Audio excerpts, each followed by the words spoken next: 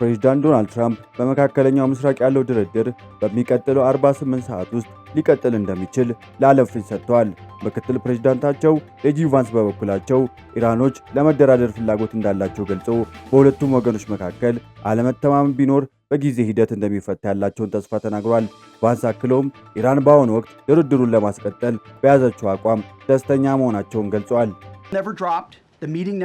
በሌላ በኩል የሱዳን የእርስ በርስ ጦርነት 3ኛ ዓመት መያዙን ተከትሎ በጀርመን በርሊን ዓለም አቀፍ ማህበረሰብ የተሳተፉበት ልዩ ፕሮግራም ተካሂዷል። እንዲሁም በእስራኤልና በሊባኖስ መካከል ከ30 ዓመት በኋላ ለመጀመሪያ ጊዜ በአሜሪካ አሸማጋይነት ታሪካዊ ድርድር ሊደረግ እንደሆነም ተሰምቷል።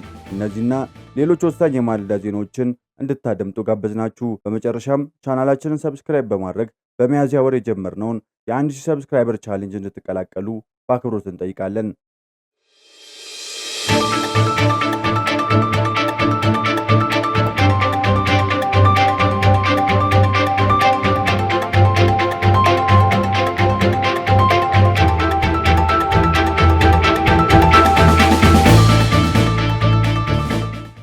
እስራኤልና ሊባኖስ ከ30 ዓመት በኋላ ለመጀመሪያ ጊዜ ቀጥተኛ ድርድር አደረጉ።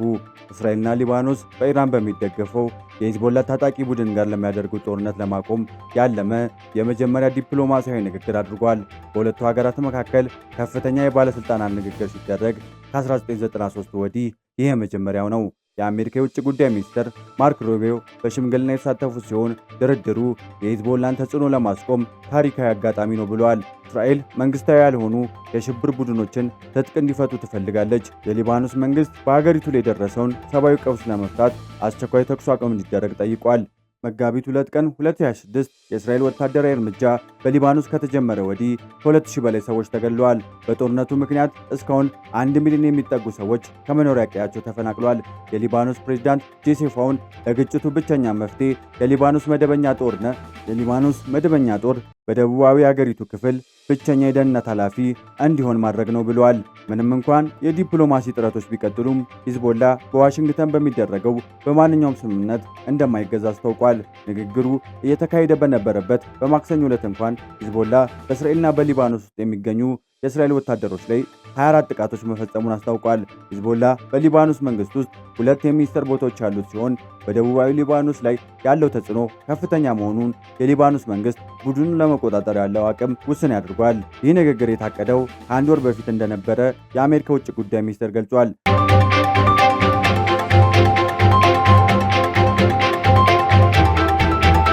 ጄዲ ቫንስ አለመተማመኑ በአንድ ጀንበር አይፈታም አሉ።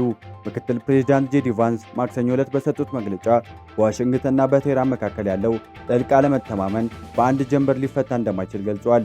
ይሁን እንጂ የኢራን ተደራዳሪዎች ስምምነት ላይ ለመድረስ ፍላጎት እንዳላቸው እስካሁን ባለው ሂደት በጣም ጥሩ ስሜት እንደሚሰማቸው ተናግሯል። ባለፈው ሳምንት መጨረሻ በፓኪስታን የተደረገው ድርድር መክሸፉን ተከትሎ ዋሽንግተን በኢራን ወደቦች ላይ የባህር ከበባ ብሎኬድ የጣለች ቢሆንም ፕሬዝዳንት ዶናልድ ትራምፕ ድርድሩ በሚቀጥሉት 2 ቀናት ውስጥ በፓኪስታን እንደሚቀጥል ፍንጭ ሰጥተዋል። ጄዲ ቫንስ በተርኒንግ ፖይንት ዩኤስኤ ዝግጅት ላይ ባደረጉት ንግግር የሚከተሉትን ነጥቦች አንስተዋል። በእርግጥ በኢራንና በአሜሪካ መካከል ብዙ አለመተማመን አለ። ያንን ችግር በአንድ ጀንበር ልትፈቱት አትችሉም ብሏል። የኢራን ተደራዳሪዎች ስምምነት መፈለጋቸውን ጠቅሰው እኛ ባለበት ደረጃ በጣም ጥሩ ስሜት ይሰማናል ሲሉ ተስፋቸውን ገልጸዋል። ባለፈው ሳምንት በፓኪስታን የተደረገው የፊት ለፊት ንግግር ላለፉት 47 ዓመታት ተደርጎ የማይታወቅና በከፍተኛ መንግስት ባለስልጣናት መካከል የተካሄደ የመጀመሪያው መሆኑን ገልጸዋል። ጦርነቱ የጀመረው የካቲት 21 ቀን 2018 ዓ.ም አሜሪካና እስራኤል በኢራን ላይ ጥቃት ካደረሱ በኋላ ነው። ኢራን በእስራኤልና በአሜሪካ የጦር ሰፈር በሚገኙ የባህር ሰላጤ ሀገራት ላይ በሚሳኤል ጥቃት በመሰንዘር ምላሽ ሰጥታለች። እስካሁን በጦርነቱ በሺህ የሚቆጠሩ ሰዎች ሲገደሉ በሚሊዮኖች የሚቆጠሩ ደግሞ ተፈናቅሏል። በአሁኑ ወቅት በሁለቱ ሀገራት መካከል የተደረገውና ለ2 ሳምንታት የሚቆየው ደካማው የተኩስ አቁም ስምምነት ገና 1 ሳምንት ይቀረዋል። በዚህ ሳምንታት ምን ሊፈጠር እንደሚችል አብረን እንመለከታለን።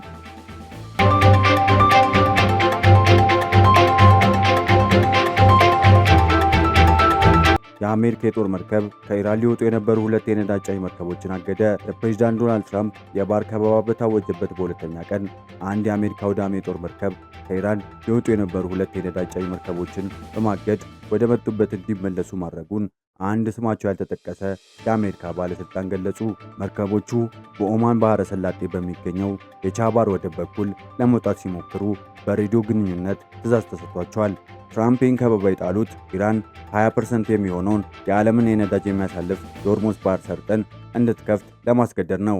ይህን የዶናልድ ትራምፕ ከበባ ለማስፈጸም ከ10,000 በላይ የአሜሪካ ወታደሮች፣ ከ12 በላይ የጦር መርከቦችና በደርዘን የሚቆጠሩ የጦር አውሮፕላኖች ተሰማርተዋል። ፕሬዚዳንት ትራምፕ ይህን ከበባ ኢራንን ወደ ድርድር ጠረጴዛ በማምጣት በአሜሪካና በእስራኤል የካቲት 21 ቀን የጀመሩትን ጦርነት ለማቆም የሚረዱ ቅድመ ሁኔታዎች እንድትቀበል ያደርጋል የሚል ተስፋ አላቸው። በአሁኑ ወቅት በሁለቱም ሀገር ያለው የተኩስ አቁም ስምምነት ሊያበቃ የአንድ ሳምንት ጊዜ ብቻ የቀረው ሲሆን የባህር ከበባው ይህን ስምምነት አደጋ ላይ ሊጥል ይችላል ተብሎ ተሰግቷል። በዋሽንግተን ኢንስቲትዩት የቅርብ ምስራቅ ፖሊሲ ተንታኝ የሆኑት ናኦም ራይዴን እንደሚሉት ከሆነ ከበባው ገና ሁለተኛ ቀኑ ላይ በመሆኑ ምን ያህል ውጤታማ እንደሆነ ለመናገር ገና መሆኑን ገልጿል። ከበባው ለረጅም ጊዜ የሚቀጥል ከሆነ ኢራን የአሜሪካ ጦር ሰፈሮች በሚገኙበት የባሕረ ሰላጤው ሀገራት ላይ ጥቃት በመሰንዘር አጸፋዊ እርምጃ ልትወስድ እንደምትችል አስጠንቅቋል። ምንም እንኳ የአሜሪካ የአየር ጥቃቶች የኢራንን ወታደራዊ አቅም ቢያዳከሙም ኢራን አሁንም በመሬት ውስጥ የተከበረ ከፍተኛ መጠን ያለው የበለጸገ ዩራኒየም ክምችት እንዳላት ይገለጻል። አሜሪካ የመርከቦች ነፃ እንቅስቃሴ እንዲከበር እናደርጋለን ብትልም ወደ ኢራን የሚገቡ ወይም ከኢራን የሚወጡ መርከቦች ግን በዚህ ከበባ ውስጥ እንደሚካተቱ በግልጽ አስታውቃለች።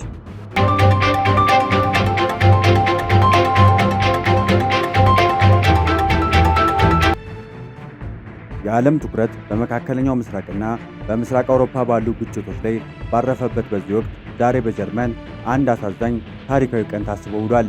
ዛሬ ሮብ ሚያዝያ 15 ቀን 2026 እንደ አውሮፓውያን አቆጣጠር የሱዳን ጦር ሳፍና ፈጣን ድጋፍ ሰጪ ኃይል አርኤስኤፍ የካርቱምን አውራ ጎዳናዎች ወደ ጦር ግንባርነት በመቀየር የሀገሪቱን የእርስ በርስ ጦርነት ከጀመሩ በትክክል 3 ዓመት ሆኗቸዋል። ይህ ጦርነት የተባበሩት መንግስታት ድርጅት ባለስልጣናት እጅግ አስከፊ ብለው ወደሚጠሩት ቀውስ ተቀይሯል። ይህን ዓመታዊ በዓል ምክንያት በማድረግ ጀርመን፣ የአፍሪካ ህብረትና የአውሮፓ ህብረት በበርሊን ሶስተኛው ዓለም አቀፍ የሱዳን ኮንፈረንስ በጋራ እያስተናገዱ ነው። ይህ ከፍተኛ ጉባኤ ለሰብአዊ እርዳታ ቃል የገባበት መድረክ ብቻ ሳይሆን አዲስ የሲቪል ስልጣን አካል ለማጠናከር የሀገሪቱን የጥፋት አዙሪት ለመስበር የታለመ ስትራቴጂካዊ ሙከራ ነው። ለ3 ዓመታት ያህል ዓለም አቀፍ ድርድር ትኩረት አድርጎ የነበረው በሁለቱ ተዋጊ ጄኔራሎች ማለትም በሱዳን ጦር መሪ አብዱል ፈታህ አልቡርሃን እና በፈጣን ድጋፍ ሰጪ ኃይሎች መሪ መሐመድ አህመድ ሄምቲ ዳጋሎ ላይ ነበር። ተንታኞች እንደሚሉት ይህ ወታደራዊ ኃይሎች ላይ ብቻ ያተኮረ አካሄድ አልተሳካም። ይልቁንም ወገኖቹ ፍጹም ድልን እንዲፈልጉ አበረታቷቸዋል። የበርሊን ኮንፈረንስ ይህን አካሄድ ለመቀየር እየሞከረ ነው። የጉባኤው ማዕከል የሲቪልና የፖለቲካ ሴሚናር ሲሆን ከሙያ ማህበራት፣ ከወጣቶች ተቃውሞ ኮሚቴዎችና ከሴቶች ንቅናቄ የተውጣጡ 40 የሱዳን ተወካዮች በመሳተፍ ላይ ይገኛሉ። ዓላማው ወታደራዊ ውጥረቱን ወደ ጎን በመተው በሱዳናውያን ባለቤትነት የሚመራ ፖለቲካዊ ሽግግር ጎዳና መዘርጋት ነው። አሜሪካ፣ ብሪታንያ፣ ሳውዲ አረቢያና የተባበሩት አረብ ኤሚሬት እና የአውሮፓ ህብረትን ያቀፈው ትዊን ቲም የተባለ ስብስብ ሀገሪቱን የመከፋፈል ማንኛውም ልዩ አስተዳደር መዋቅር ውድቅ በማድረግ ወደ አንድ የተባበረ የሲቪል ሽግግር ባለስልጣን ወደ አንድ የተባበረ የሲቪል ሽግግር ባለስልጣናት እንዲመጣ ግፊት እያደረጉ ነው። ዲፕሎማቶች በበርሊን ውስጥ ለመዋቅራዊ ለውጥ ሲወያዩ በሱዳን ምድር ያለው መረጃ ግን አሁንም አስከፊ ነው። ግጭቱ ከ150,000 በላይ ሰዎችን ሕይወት ቀጥፏል። እንዲሁም ከ14 ሚሊዮን በላይ ሰዎች ከህዝቡ 1/4ኛው ከቤታቸው በመፈናቀል በዓለም ላይ ትልቁን የመፈናቀል ቀውስን አስከትሏል። ሁማን ራይትስ ዎች እና የድንበር የለሽ የሕክምና ቡድን ኤምኤስኤፍ ዛሬ ባወጡት መረጃ መሰረት የጥቃቱ ባህሪ ወደ ከፍተኛ ቴክኖሎጂ ጭካኔ ተቀይሯል። ባለፈው ወር ብቻ በምስራቅ ዳርፉርና በነጭ አባይ ግዛቶች በሚገኙ ሆስፒታሎች ላይ የተፈጸመ የድሮን ጥቃት የሕክምና ባለሙያዎችና ሕፃናትን ጨምሮ በደርዘን የሚቆጠሩ ሰዎችን ገድሏል። የዓለም ምግብና የእርሻ ድርጅት ዛሬ እንዳስጠነቀቀው 21 ሚሊዮን ሕዝብ ከፍተኛ የምግብ እጥረት ተጋልጦበታል ሲል አሳስቧል። በተለይ በዳርፉርና በኮርዶፋን የራብ አደጋው እጅግ የከፋ ሲሆን የሕፃናት የተመጣጠነ ምግብ እጥረት ከፍተኛ ደረጃ ላይ ደርሷል። የ3 ዓመቱ ውጊያ ሱዳን በተግባር ለሁለት ከፍሏታል። የሱዳን ጦር ሰሜኑን፣ ምስራቁንና ደቡቡን በከፊል ሲቆጣጠር፣ ፈጣን ድጋፍ ሰጪ ኃይሎች ደግሞ ምዕራቡንና ሰፊውን የካርቱምን አካባቢ ይቆጣጠራሉ።